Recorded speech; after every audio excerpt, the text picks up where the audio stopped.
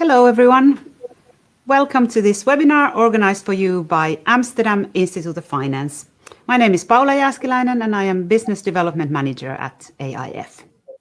While this lockdown situation continues and we're not able to organize our regular face-to-face classes, we continue with our webinars in order to stimulate knowledge sharing online. Today, we are very happy to welcome as our guest speaker, Professor Raghu Rau. He's a professor of finance at Cambridge University in the UK at the Judge Business School, and he's also the founder and director of the Cambridge Centre for Alternative Finance. And at AIF, Raghu teaches the Financial Disruption course. Today, we will hear Raghu Rau's views on how technology is changing the concept of trust in our daily transactions, and how do blockchains come into the picture with this? And don't worry if you don't know anything about blockchains. I do believe that Raghu will explain the concept to you. We have about 60 minutes for this webinar. If you have any questions, you can use the Q&A function that you can see at the top of your screen. You can type in questions there, and Raghu will take some time at the end of the webinar to answer them. And also, you will be asked some questions as well. When Raghu has a question that he'd like your vote or your opinion on, you'll find those under the polls tab. At the end of the webinar, we will make the slides available that Raghu Rau is using today. Those you will then find under the handouts tab, also at the top of your screen. And no worries if you're not able to stay for the whole webinar. You will actually receive a link afterwards, so you can watch a recording it at your leisure. And now, without any further ado, we will switch over to Professor Raghu Rau. Thank you very much, Paula. So, welcome everybody to this webinar on trust technology and disruption. Before I start, I'd like to ask your opinion on what you think is going to happen in a post-COVID world, whether trust is more important or less important.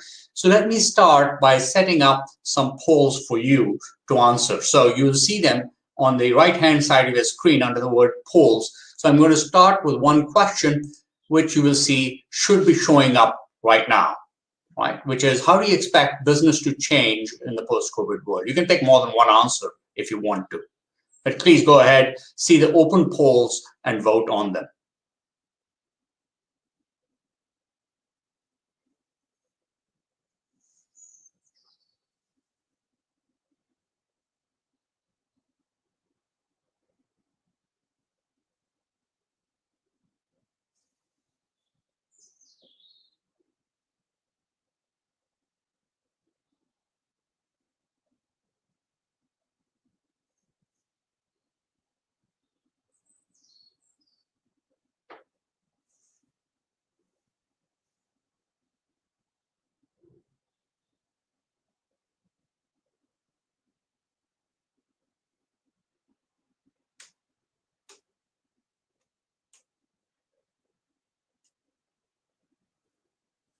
Excellent. So I'm seeing about quite a few have responded already. So I'm going to close that so that you see what the total looks like. So look under closed polls, you'd see the actual ratings which, on those three things. Most of you do expect much more virtual conferencing, so this is good. Less traveling, that's also excellent. And fewer face-to-face interactions in the office. Now, all three are important, and what I'm going to talk about is why they're important right now. So, what I'm going to first talk about is the role of trust. Right? If you think about trust, why would you trust somebody else? Well, one of the reasons you want to trust somebody else is because there's a big difference between what we can write down in an explicit contract and what you believe the other person should do. For example, if you have a relationship with a supply chain partner, that is more likely to be governed by an explicit contract, right? The supply chain supplier expects to provide you with some goods and services, and in return, you promise to pay them a sum of money. Now, if either of you break the terms of the contract, either of you can take the other counterparty to a court of law. In contrast, if you have an implicit contract with a friend, and say your contract says, well, it's sort of implicit contract. You go out to dinner together, and you find that half the time you pick up the bill for the dinner, half the time your friend picks up the bill for the dinner. There's no explicit contract here. There's nothing that says, you know what, you have paid for 40% of the dinners. It's your time to pay a little more because I've been paying for 60% of the dinners so far. You can't sue your friend. If you do, by the way, you won't have any friends, right? So essentially, the second one, which cannot be enforced in a court of law, that's where trust comes in. You're friends with someone because you have long-term repeated relationships with them. I mean, you're dealing with them again and again. So you have things that are taken as a background to your potential interactions with them. You don't have to write them down. You just expect that they will happen, right? And the sanctions here are not legal. They're social. Again, going back to the example of your friend, if you consistently find that your friend is never paying for dinner and you're always paying for dinner, what do? Well, you can't sue them, but you can not dine with them again. You can cut them off your list. I mean, these guys are basically spongers, right? They're not actually helping you in any way. They're not picking up their fair share. But the word fairness here is, again, a social construct. It is not a legal construct, right? And of course, you have to have shared community values between the two of you. For example, if you were dealing with somebody in India or dealing with somebody in China, they may have completely different expectations of what it means to have repeated interaction with each other, what each party owes the other person.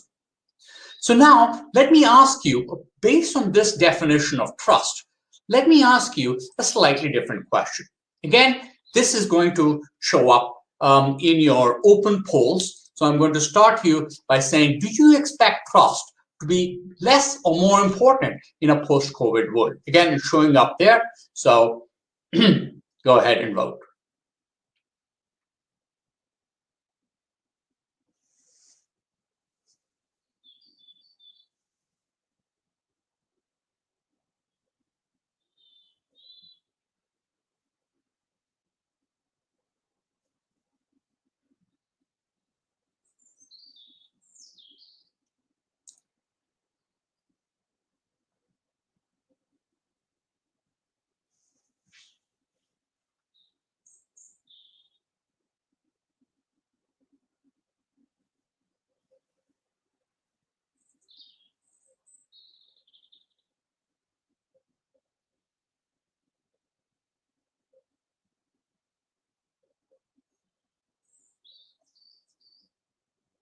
Excellent.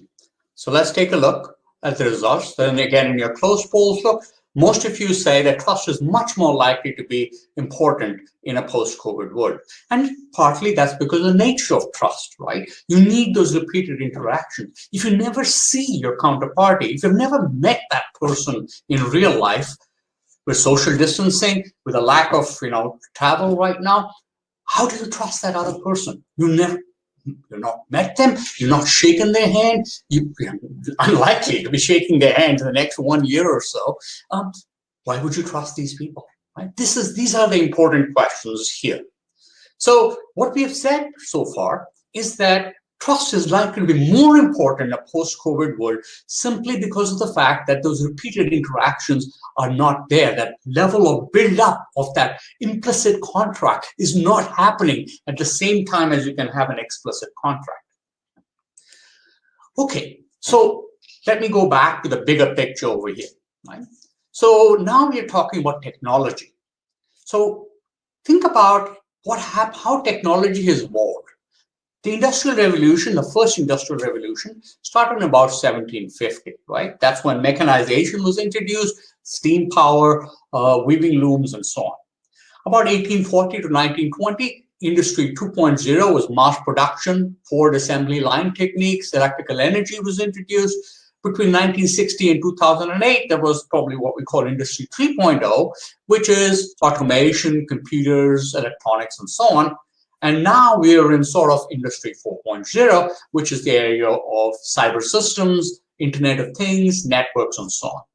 Question again here is, where does trust fit in? To understand that, let me go back and talk about what happened before the Industrial Revolution and after the Industrial Revolution. Before the Industrial Revolution, all you would do is you wouldn't travel, right? There was no way you could travel very far. How many people would you talk to on a regular basis? People within your village. You wouldn't know people in a different city. I mean, if you were living in the Netherlands, for example, and you were living in Utrecht, for example, going to Amsterdam was a big deal. Why would you even go there? Right? If you're living in Alkmaar, you would probably stay in that area right around there.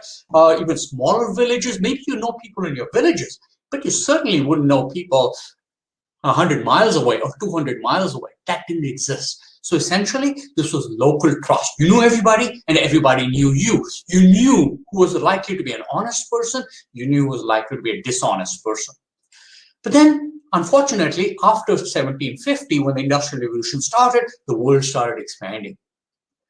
What happened was, as you go into a bigger and bigger world, you have more and more anonymous transactions. I don't know you, you don't know me, right? So, but I need to deal with you. You are going to a big city now where you don't know your neighbors, you don't know anybody. How do you trust? What happened was, locally based sources of trust were now replaced with institutional based sources of trust. Examples: intermediaries, credit rating agencies, banks, regulators, lawyers, industry associations. These guys' job was to basically say that we can certify the quality of your counterparty to you, right? You don't have to, for example, lend to a company or a small and medium enterprise. You lend to a bank, and the bank lends to the other person. Not your responsibility. So intermediaries trust. You're trusting the intermediary, not trusting the other counterparty whom you have never met, whom you don't even know. So that was followed in the last few years. The basis for what I'm talking about today was laid in the third industrial revolution in about 1960. Right? These are examples which you have seen when technology is becoming more and more common for the last about 48 years, last half a century. Right? So, unfortunately, what this has gone side by side with is a decline in trust in the financial sector. Right? So remember the same intermediaries whom we are talking about, the credit rating agencies, the banks, and so on. Look at the left-hand side. The left-hand side of this graph is a percentage of trust in the financial services industry. It's lower by far than any other industry. Right? The most trusted industry is the technology industry, which is trusted by most people.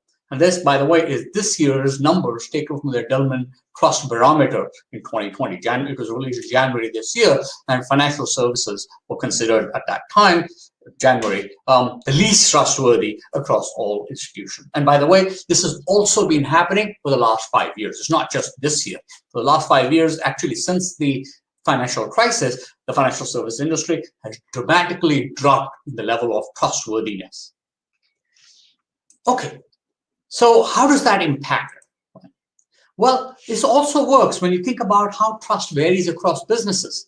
Most people trust family-owned businesses. Why? Again, it's that nature of trust, right? I trust a family-owned business because I expect the family's personal reputation to be bound up in that business. I have an implicit contract with a family. I don't have a contract with a public firm or a state-owned firm. I mean, who owns a state-owned firm? The government. But, you know, what does that actually mean? Who are the shareholders? I don't know who these people are. Why should they be bound to give you quality? Right?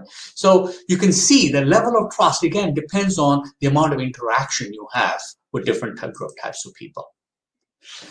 If you go across types of people, again, notice this is a graph taken from the Ipsos Mori Veracity Index in the UK. And what they do is they ask different kinds of people to say who trusts more and who trusts less. On the left-hand side are people who trust more. On the right-hand side are people who trust less. Look at the people who trust more. The other one who are actually benefited from society, right? Urban dwellers. They are private renters. They read newspapers. They live in London. They're educated to a degree level, right? On the other hand, who are the people who don't trust others? People who have lost out from society, right? The people who voted leave in the Brexit referendum. People who rent on social housing. People who live in rural areas. People who are residents of poor areas, such as Northern England, right? They have no formal qualification.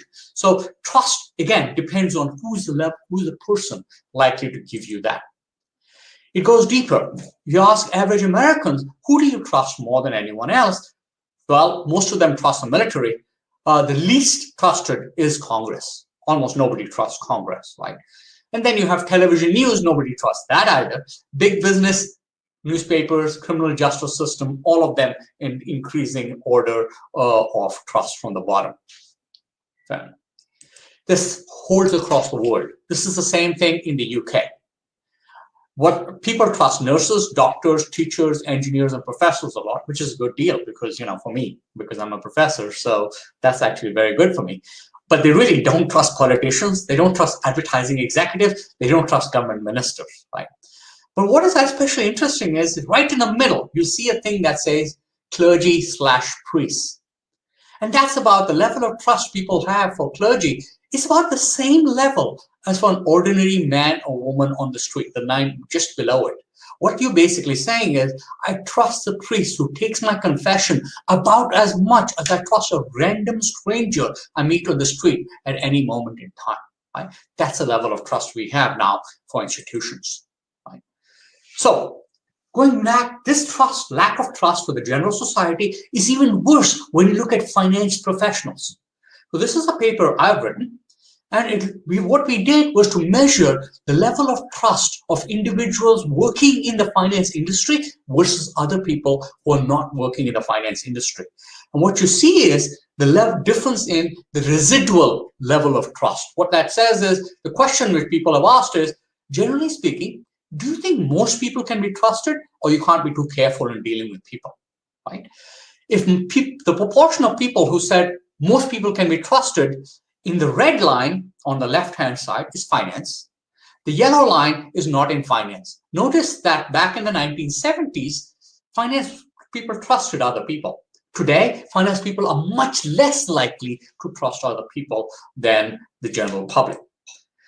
This is even worse when you're looking at the upper ends of the finance sector. So this is now looking only at the people at top management.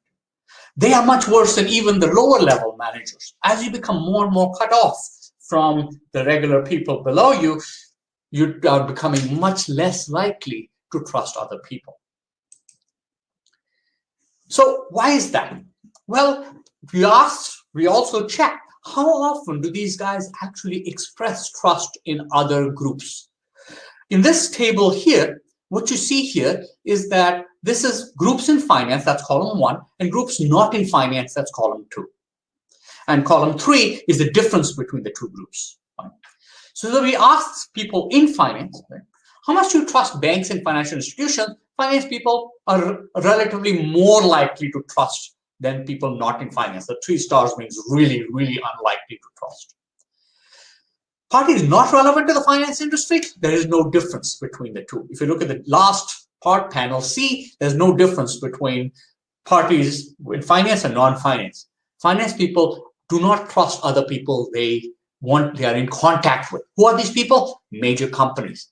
That's the number. If you look at the difference between the finance trend and the non-finance, 0.6 versus 0.3, nearly double the level of trust, double the lack of trust.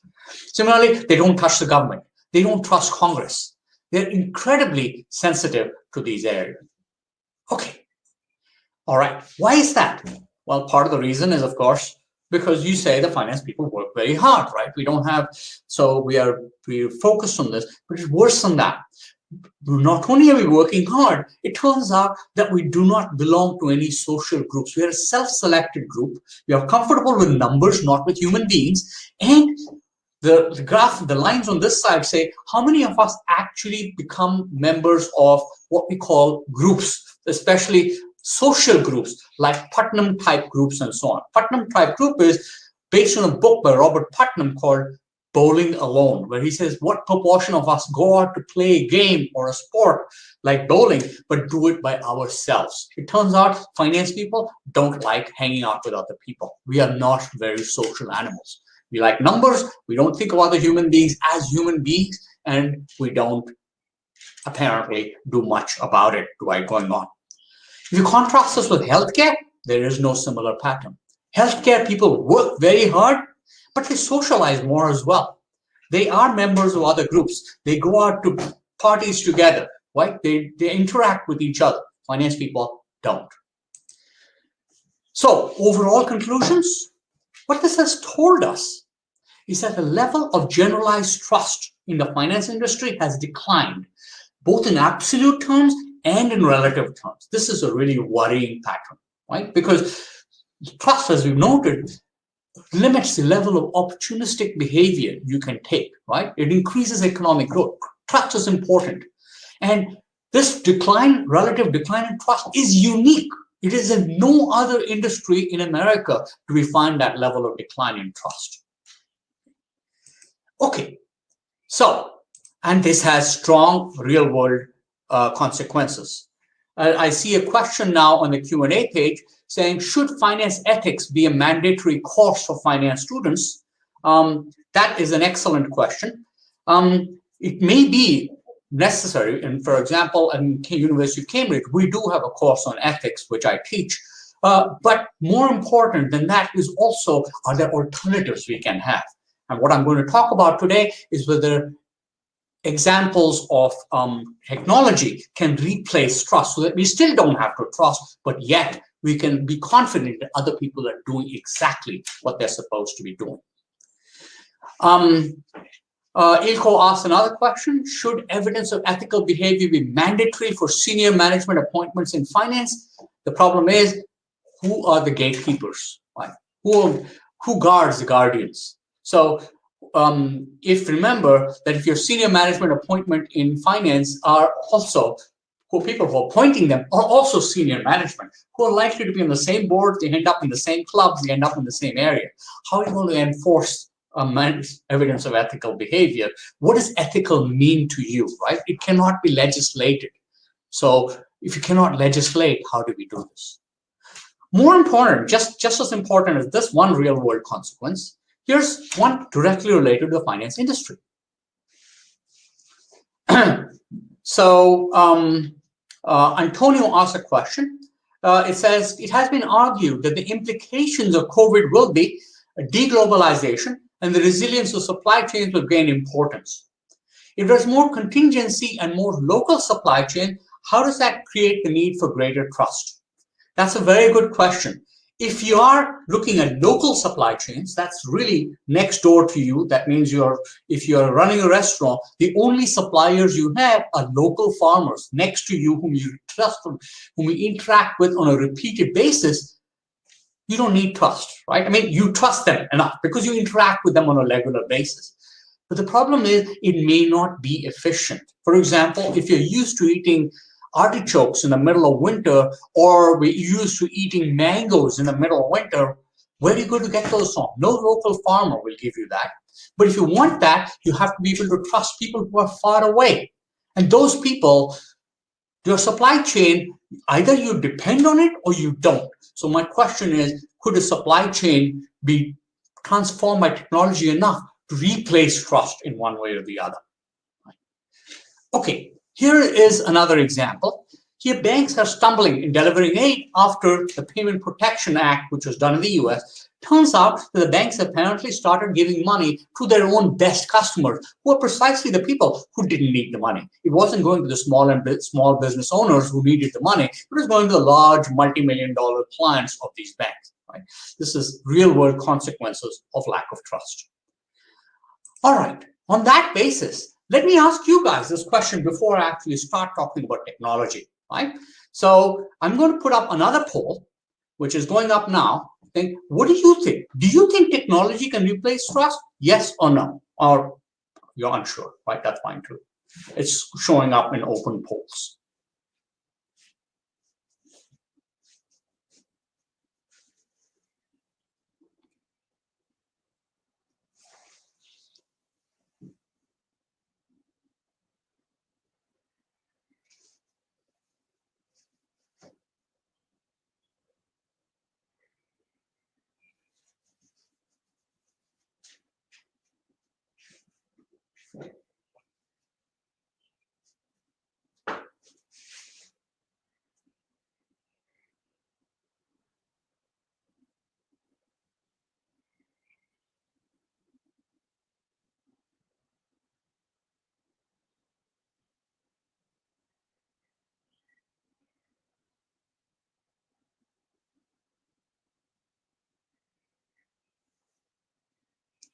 Okay, I see we're now stabilizing, so I'm going to close that poll.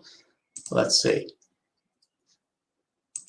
Interesting. As you can see, about 40% of you believe that technology can replace trust. 20% of you are completely sure that technology cannot replace trust, and about 20% of you are willing to be convinced one way or the other. Let's see whether we can change those percentages towards the end of this webinar. Okay, excellent. So, how do we replace trust today? Like, that's what we want to talk about, and how does technology replace trust? Well, that is a good question by Michael. Says, monitoring someone via technology is not the same as trust. That's a crucial difference. Big Brother is not an implicit contract. That's a very good question from Michael, but that's not the kind of trust I'm going to be talking about. I'm going to talk about the fact that I'm not monitoring you. I don't know who you are. I have never met you in my life, but I'm going to use a way of a technology which will make you and I agree on a shared form of truth without either of us ever being in touch with each other, without either of us having the ability to manipulate the data in any way. You're a supplier, I'm a customer. I don't have any power to monitor you, but yet can that be done? Right? That's what I'm looking for. Right? I'm not talking about you're my employee and I'm monitoring you every day to make sure you're not checking Facebook while you're supposed to be working, for example. That's not what I'm talking about. I'm talking about independent people who don't know each other, never met each other, being able to trust each other without a financial intermediary being involved, because as we just said, no one trusts financial intermediaries anymore. So we need some way to replace them. Okay. Excellent. So this is what we call the fourth industrial revolution, right? The idea is before the internet, all communication is in a direct line. The buyer sends some money, takes an action which affects communication, which communication is sent to the bank. Now you're going through the internet, but soon, after we have shared ledgers, whatever I put into my ledger, the bank sees it automatically. Whatever transactions the bank does, it comes automatically to my ledger. Basically, what I see is what you see. Both of us see this together. That's the kind of technology I want to talk about. Okay, so ledgers, trust but record is the idea here. Before I ask you about this particular one, let me ask you guys this question here. One more question, two more questions of the poll, and then we are done. So the question now is, do you think that blockchains are likely to be important in establishing trust or in any form whatsoever?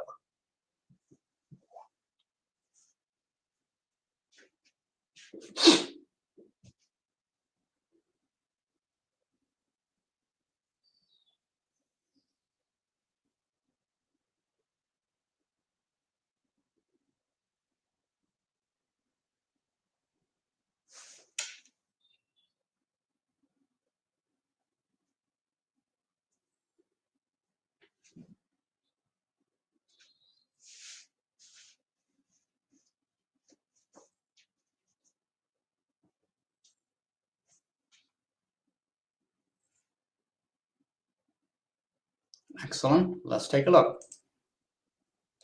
So as you can see, about half of you say blockchains are likely to be very important, and another half of you say blockchains are somewhat important. Only 2% of the people say it's not likely to be important. Let me ask you the final question, and then we'll talk about blockchains. What is your level of familiarity with blockchains?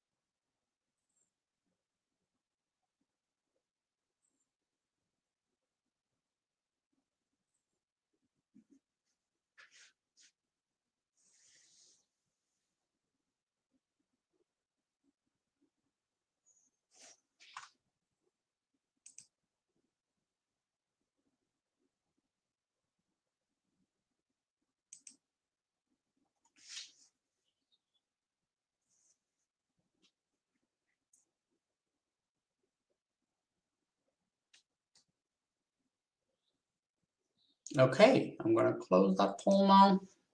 And here are the responses. As you can see, many of you are familiar with some of the concepts, but don't actually use them yourself. Some are somewhat familiar, you've heard of them, but unfamiliar with precisely how they work. Some proportion of them is completely new. There's only one person who's very familiar with it, right? So this is a somewhat introductory webinar. So for that person, the rest of the stuff will probably be very easy.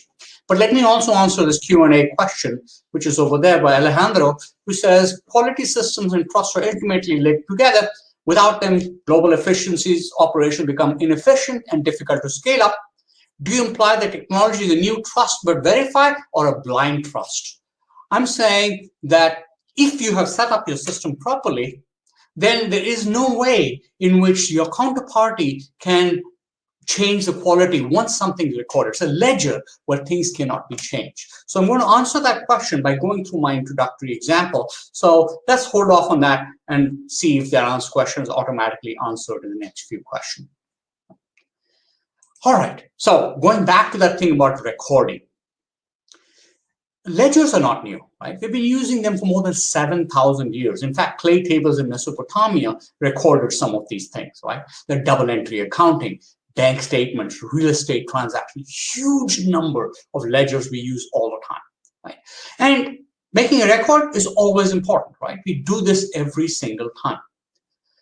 All we are going to talk about is an evolution of that ledger technology. It's a new way of a new and transparent way to track the ownership of assets or the terms of a contract before, during, or after any transaction. I'll give you exactly why this really works in some ways.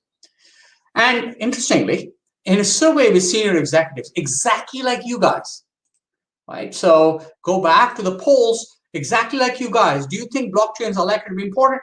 Most of them say, yes, I think blockchains are going to be important.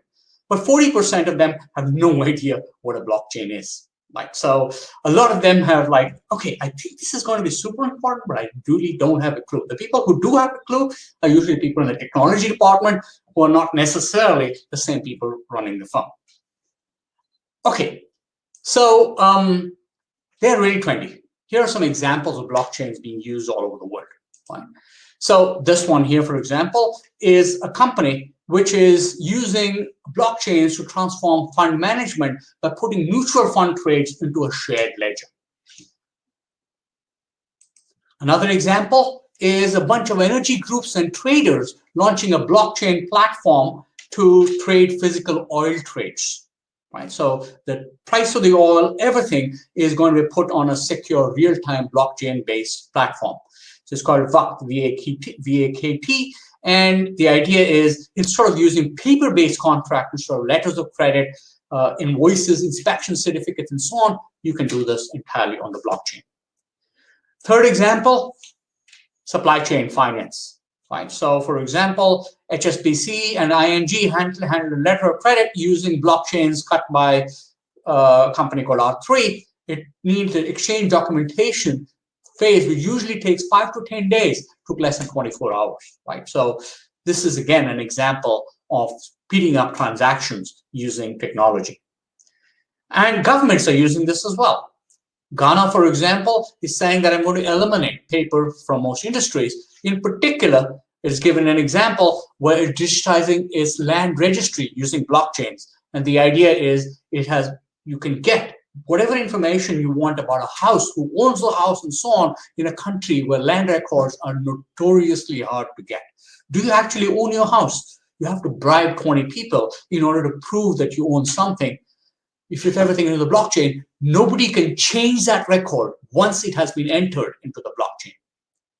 So when you ask what exactly is blockchain, this is what consultants usually tell you, right? So here's the CEO of a firm saying, where should we focus this year?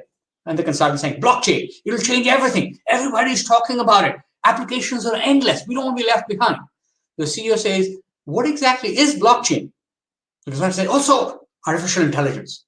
That's the next buzzword, right? But really, nobody has a clue what a blockchain is. So anyway, the blockchain thing here has a bunch of complicated jargon, right? You can talk about distributed ledger technology, blockchain consensus method, smart contract. forget about all this. I'm going to try to explain this in the most intuitive and basic way possible. Okay? Big picture.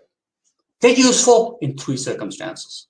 One, the users want to be completely anonymous. I don't want to know who you are. You don't want to know who I am. I want to transact exactly like I'm walking into a shop and buying a sandwich for cash.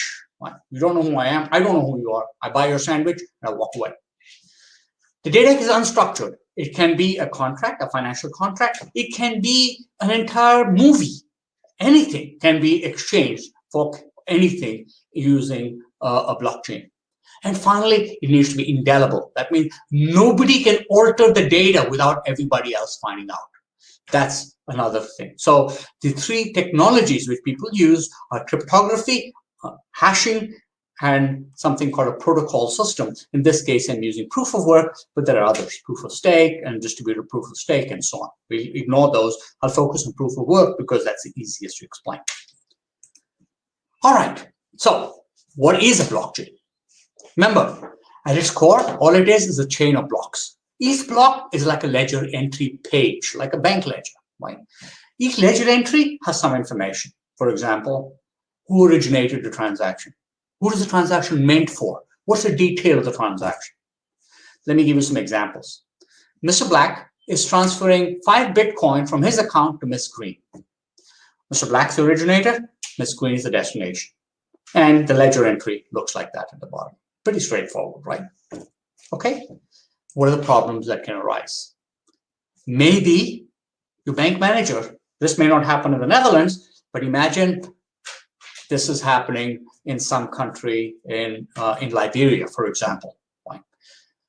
Maybe a bank manager who keeps those records diverts the money to his or her own account. So in this case, the line will actually originally said, Mr. Black, transfer 5 Bitcoin to Ms. Green. Ms. Red, the bank manager, crosses out Ms. Green or uses TIPX and adds Ms. Red in its place. Maybe Mr. Black doesn't have enough money in his account in the first place. I've just written a check, sent it to you, and when you cash it, you find there's no money in the account. Or maybe I send you the money showing you proof that I have the money in the account, but before you can cash your check, I spend the money again. Or maybe I don't want anyone else to know that I've sent you the money, right? Why should everybody else know that I'm sending you the money? So it's private. So why not keep that private? So how does a blockchain help? First of all, nobody has control of the ledger. So Ms. Red cannot divert the money to her own account. In general, the idea is nobody can falsify anything on the chain, even though one person is holding the ledger. There's no way for Mr. Black to spend the same money twice. And best of all, everyone's identity is completely secret. That sounds like quite something, right? Okay, so before we actually talk about the technology, let's talk about when you might not need a blockchain and when you might need a blockchain. If you don't need to store data, you don't need a blockchain, right? A blockchain is all about storing data. If you're the only person accessing the data, you don't need a blockchain. I mean, why, right? I mean, if you're maintaining your own household accounts, you don't want a blockchain. You can just put it in a centralized database. Do you trust your counterparty? And there are only a limited number of counterparties? No need, right? Maybe you and your spouse are the only ones who do the family account. You trust your spouse? Why do you need to have a blockchain to say who's writing what? If you don't trust your spouse, that's a totally different matter. Do you trust your intermediary? If you think your bank manager is completely trustworthy, no need to use a blockchain. A trusted bank manager will handle it. But of course, you have to pay your bank manager, right, some way or the other. So the fees that the bank manager charges is what you might be able to avoid with a blockchain. When do you need a blockchain? Well, if you have a limited number of counterparties, but you don't completely trust them. For example, maybe 4 people, right? Me, my neighbor, my office worker, and one more person. There are 4 people who are working in this company.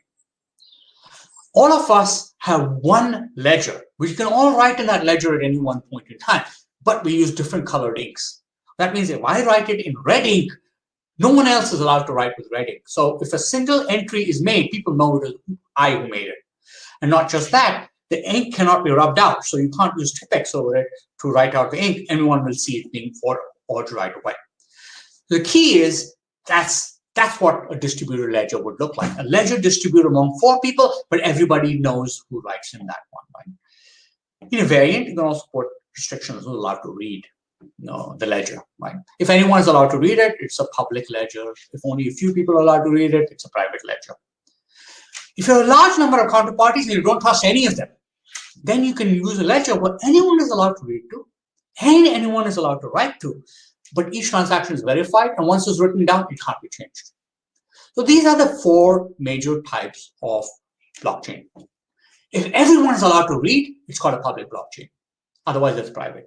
If anyone is allowed to write, it's called a permissionless blockchain. Otherwise, it's a permission blockchain. Right?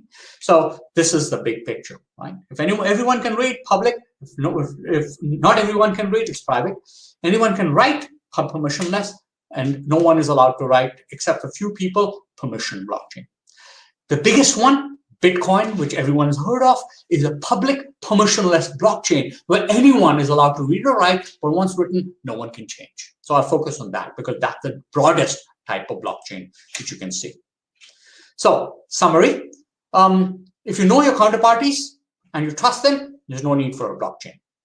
If you don't trust them, but you need to let outsiders check the data later, for example, the tax authorities want to see your data once a year, they want to audit your accounts, then you want a public permission blockchain. Few people are the only people allowed to write on it, but the government can read it too. That can also be true for medical records. There's no need to let outsiders look at the data. It's a private permission blockchain, sometimes called a hyperledger. And finally, the counterparties who nobody knows and nobody trusts, permissionless blockchain. Big picture, okay? So, bottom line, 3 problems. We need to solve them. No falsification, you can't change an entry once it's been written. Number 2, no double spending. Number 3, complete anonymity. How do we do that? Brief introduction to the 3 technologies that underlie permissionless blockchains, right? Cryptography, hashing, and mining. These are actually entire courses in themselves, but I'm trying to give you a very simple idea. Let's start with cryptography. Right? Let's suppose Romeo and Juliet. Right? You guys have all read Romeo and Juliet. You're Romeo. You want to send a secret letter to Juliet. You know her brothers are all out there intercepting any letter that goes to her. If anyone intercepts that letter and sees your signature on it and see to whom you've written that letter, both of you are in trouble. You with your family, she with hers. How do you send that letter without anyone finding out? That's what we want to do. Well, the answer is, one possibility is a lockbox, where both of you have keys. The problem is, suppose you put in a letter into the lockbox, and how does Juliet know that nobody intercepted that letter? Right? You've locked the letter, you locked the lockbox and left it in a safe place. Juliet comes by, sticks a key in it, opens it up, and she's like, okay, here's the key. But is this the real letter? How do I know? Maybe it's a fake letter written by somebody else. Shakespeare is full of examples like that, right? Misunderstood letters, all these things. We see all these problems happening. Here is one possibility. Okay, now I'm going to imagine a special key on that box. The key can only go in one of 2 directions. Either it can go clockwise or it can go anti-clockwise. Right? That's it. Only 2 directions. Fine. The key is on both the flat positions A and C are locked. The only unlocked position is the one in the middle. So the first key number 1, can go only from A to B to C, which means clockwise. The key number 2 can only go anti-clockwise from C to B to A. Okay, that's it. Lockbox, 2 types of keys. One key only clockwise, the other key only clockwise. How does that help anything? Let's start with Juliet. Right? Juliet's lockbox. So Juliet says she picks the first one of the keys and keeps it to herself. Right? That key is the clockwise key. That means it can only go from A to B to C. Everyone okay? Okay. The second key is a public key. Basically, she makes 100 copies of that key, right? She gives it to everybody. She gives it to her friends. She gives it to her family. She leaves a bunch on her balcony. She hangs a couple outside her door. If she goes to the, if she goes to a gelateria and somebody says, "Hey, what's your name?" So like, here's my key. Take the key. She gives keys. Everybody has those keys. Okay, but those keys can only turn anti-clockwise from C to B to A. All right, Juliet private key. She's the only one who has the key who can go from A to B to C, and everyone else has a public key which goes from C to B to A. How does that solve anything? Well, now let's suppose I, as Romeo, want to send Juliet a very personal letter. I put the key in the box and I use the public key. Where's the public key? Well, Juliet's given it to me. She's given it to everybody. So I have a copy of her public key, but that key only turns anti-clockwise. That means if I stick it in the lock, I have to go from B to A. I cannot go to C because it can only turn anti-clockwise. Now the box is locked. Now, how do I unlock the box? No public key can unlock this box because all public keys only go anti-clockwise. And from A, anti-clockwise will get you nowhere. The only one who can unlock that key is Juliet because she's the only one who can turn clockwise from position A to position B. That's what we call public key encryption. Anyone who has Juliet's public key can put documents in her box, lock it, and be confident that the only person who can unlock that key is Juliet. Nobody else can unlock that key. All right? But it gets better. Let's suppose Juliet wants to send a message to Romeo. She puts the message in her own lockbox. And then she uses her private key to lock the box. Remember, her private key can only go clockwise. So she can only go from B to C. So she locks it from B to C. Why would she do this? I mean, anyone can now unlock it, right? Anyone with a public key. Point is, let's suppose someone gives Romeo the Dropbox and says, hey, Juliet put a message inside it. How do I know that Juliet put a message inside it? Right? So what I do is I pull Juliet's public key out. I've got that public key, remember? So I take Juliet's public key out and then I put it in the lock and I try to unlock it.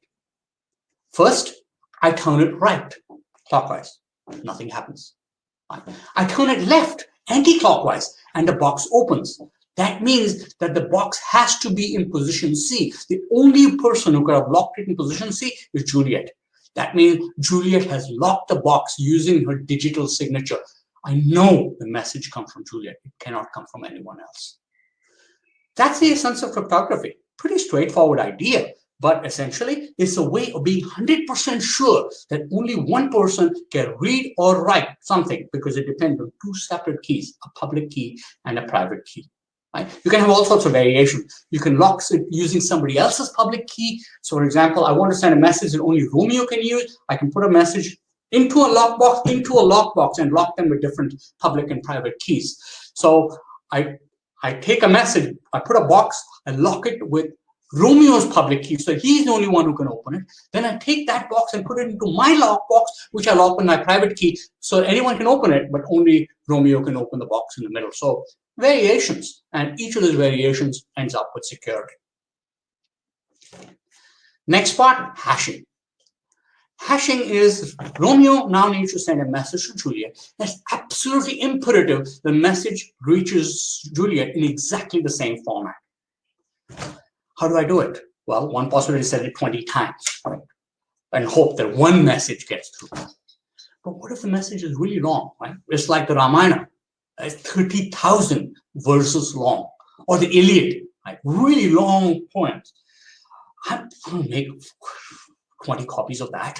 Right? This is Shakespearean days. I'm going to have to handwrite all that stuff out.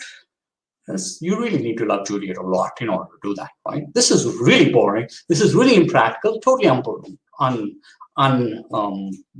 absurd.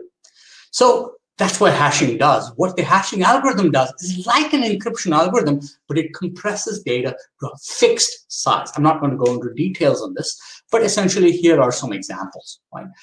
You notice the word Superman is now hashed into a size with exactly so many characters. The word below it is a quote from the Game of Thrones, same number of characters. You have your whole shopping list, same number of characters. You have the word War and Peace, same number of characters. It's only one hash length. What that does is you can put in anything into a blockchain because you can compress it to a standard ledger entry with the same hash value. Okay. Final part. Mining. When you buy a cup of coffee using Bitcoin, there are lots of things happening behind the scene. First of all, your transaction is bundled with others in what we call a block. And then miners verify that the transactions within each block are legitimate.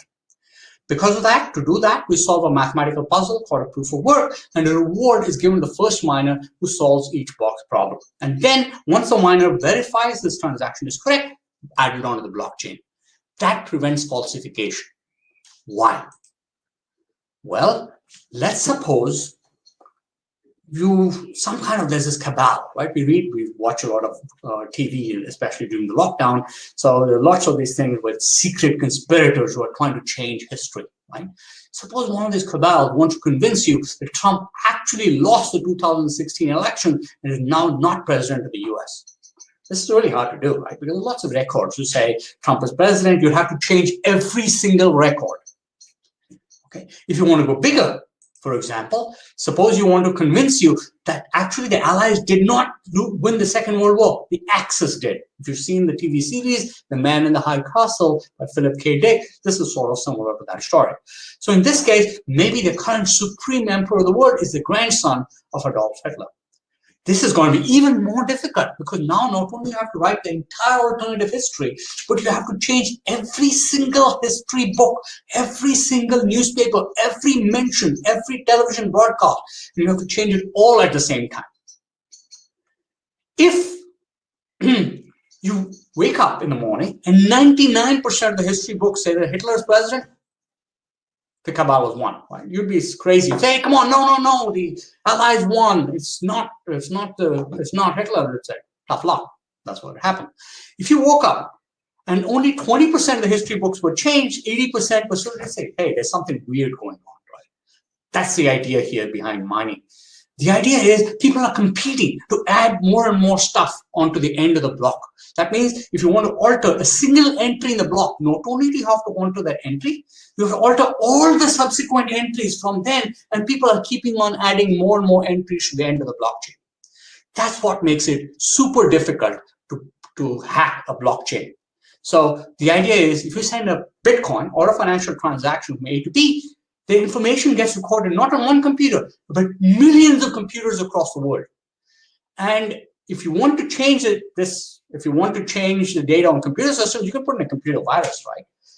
But the point is that the extra step is you need that cryptographic digital signature, which is hard to calculate, but really easy to verify. Turns out what you actually have in a blockchain, a chain of digital signatures. And it takes a huge amount of computing power to change even one node in that change.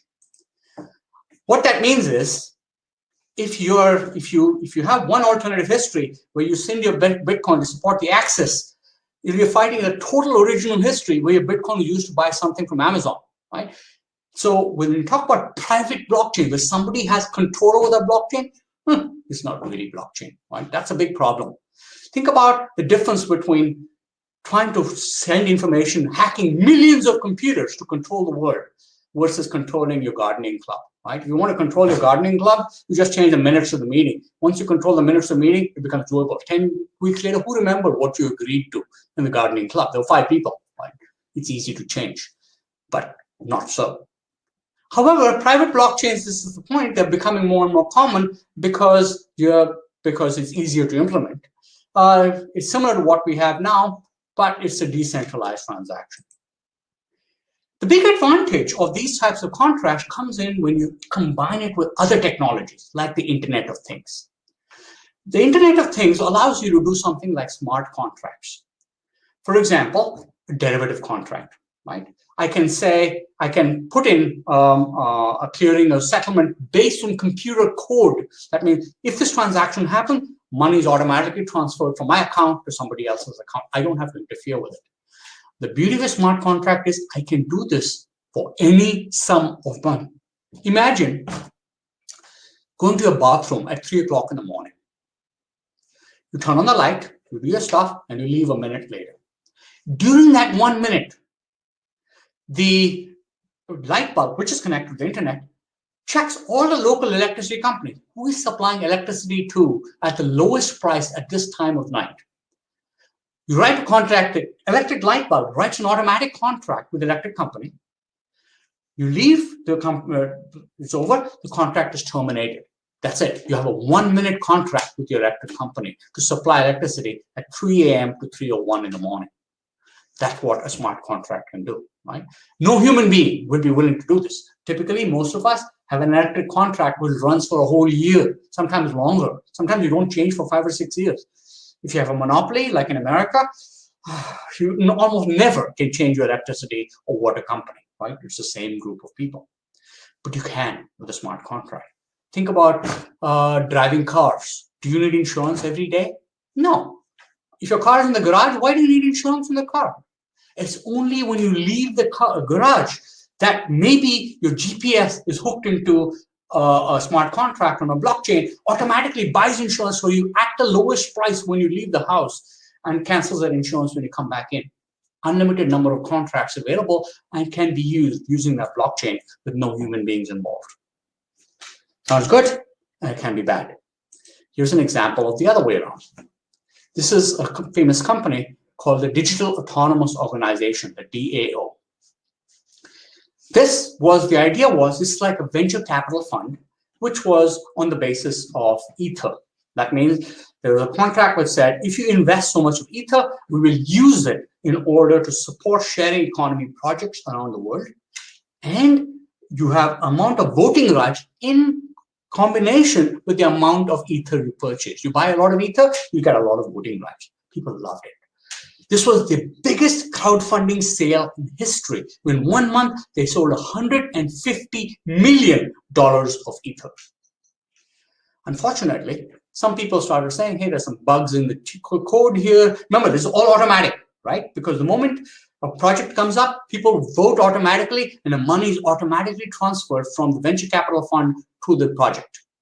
Unfortunately, a bug in the code was very straightforward.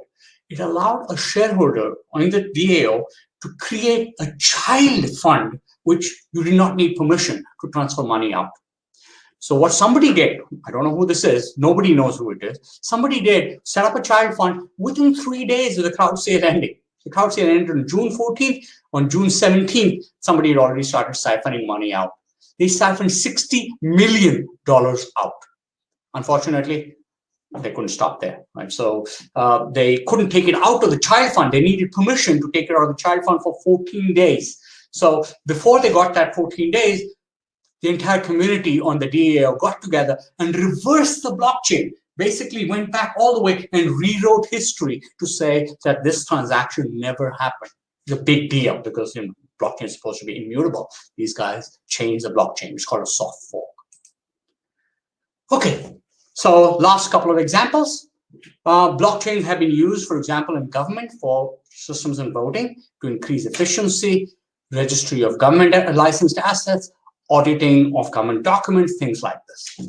However, this looks great, but if you don't do a good job, this is what happens. Moscow decided to do a blockchain voting system where the key length was not very long. That means, in other words, somebody in France, Pierre Gaudry, hacked it in 20 minutes. That means you get into the blockchain and change your votes automatically. Right?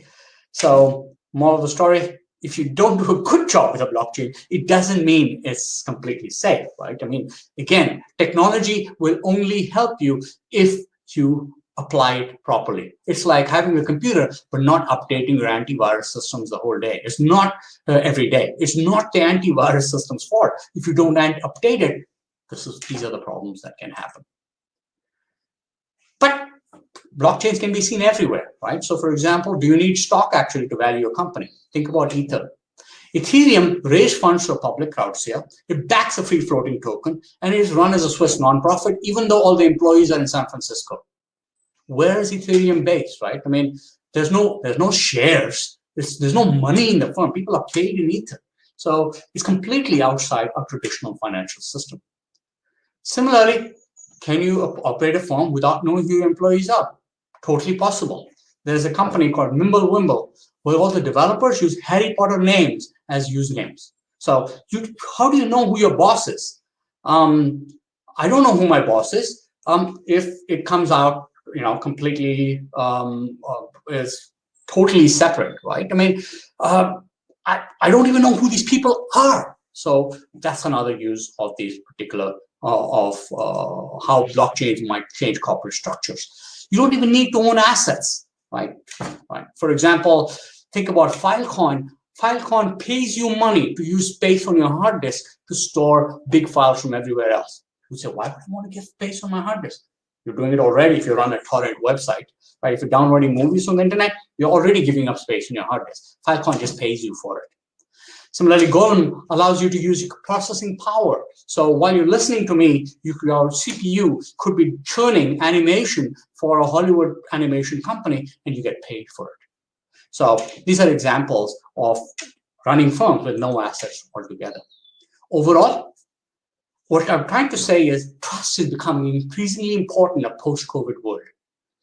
But technology, fortunately, is changing how we trust. And the conclusion is, even without trusted intermediaries, trust is possible, right? You can't cheat. You can't double spend the money you have. You can't falsify a transaction. You can remain completely anonymous. Question is, at the end of the day, do you really need a formal certifying authority today? I leave you with that question. So we have time for a few more questions here.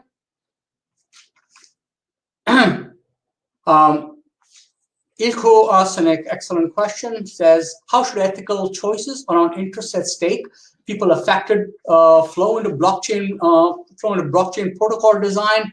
DAO, point of sales, point of place work, or forking may not be sufficient. You're absolutely right, Ilko. At the end of the day, the key is people have to accept the validity of either the protocol system or the governance of that blockchain in order for that blockchain to be accepted, right? It's at the moment, you cannot, you're right, that if you don't trust it, you don't need to use it. It's up to the developer of the blockchain to design a robust system that you trust it enough to give it. Money works, right? Because you trust your government. You walk into a shop, you give a piece of paper to the other person, or a piece of plastic, depending on the country, and you hope that you'll get goods in exchange. That's trust. So the question is, can the developer of the blockchain company do something, or protocol make you trust it enough? Some people do this already, right? Some people will find it difficult. The key is to understand when it's difficult and when it can be hacked and when it cannot be.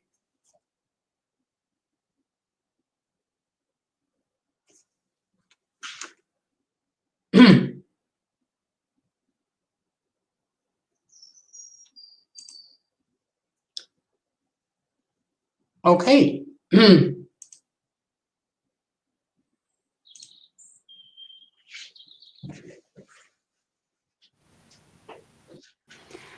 I would like to thank our guest speaker today, Professor Raghu Rau. Very interesting presentation. Took me by surprise that we heard about Romeo and Juliet, etc. So I hope those of you who tuned in with us today enjoyed it as much as I did. So thank you very much, Raghu. And the presentation slides are now available for you to download under the Handouts tab at the top of your screen. And as mentioned, if you had to miss a part of the webinar today, no worries, you will receive a link afterwards and you can watch the recording of it in your own time. And you can find out more about Raghu Rau's Financial Disruption course at AIF and our other programs as well through our website, aif.nl. And we will have some more webinars coming up in June and July, and we will notify you of those once the details have been confirmed. You can also always check our website, aif.nl, or our LinkedIn company page. So once again, thank you very much for joining us today. I hope you will join us soon again. Have a good day. Bye-bye. Bye.